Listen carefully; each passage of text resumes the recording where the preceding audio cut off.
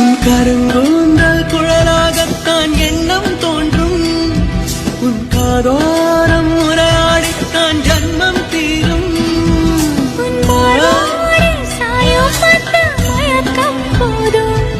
என் மனதோடு சேர்த்து வைத்த வழிகள் தீரும்.